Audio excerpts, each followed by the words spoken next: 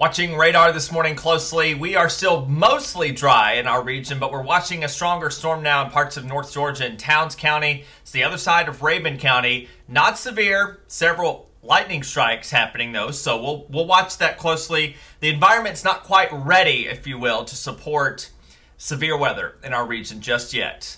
Could we see some stronger activity out in parts of Macon County in North Carolina and Rabun County, Georgia? Yes, but I do think we'll have to wait a couple more hours before the atmosphere is charged up enough to get some of these severe conditions to move in. So we've been tracking this warm front all morning, and it's steadily making progress to the north and east. And what that means is that we're going to continue to warm up. Our humidity is going to go up. Our moisture is going to go up. And we'll continue to see the chances for stronger storms go up as a result later on today. 68 degrees, the current temperature in Greenville, 74 in Atlanta. But I do expect these numbers to continue to climb. FUTURECAST right on the money here around 11 o'clock, showing that storm near Rabun County, Georgia, up into parts of southwestern North Carolina. Throughout the rest of the day, or into the early afternoon hours, we'll see the chances for storms initially in the mountains. It's not going to be until after 2 or 3 o'clock that we'll see some of this activity develop into the upstate. This is 4 p.m., and notice how some of these storms will be working across the upstate. And by 7 p.m., most of those are out.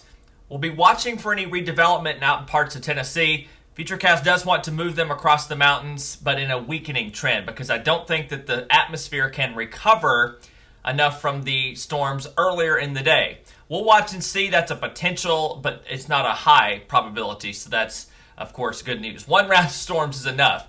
In terms of the storms moving through, hail and high winds, the primary concern, the tornado threat is near zero, but it's not completely ruled out. So that's something that we'll watch. And of course, since we've had so much rain this week, any rain at this point, heavy enough, could cause some minor flood concerns.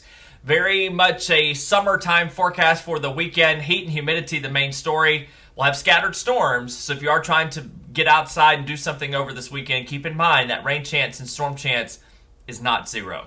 It will be plenty hot, 80s on the way for Saturday and Sunday, back in the upper 70s for Memorial Day as a cloudy sky develops and some spotty rain stays possible. Margaret Ann?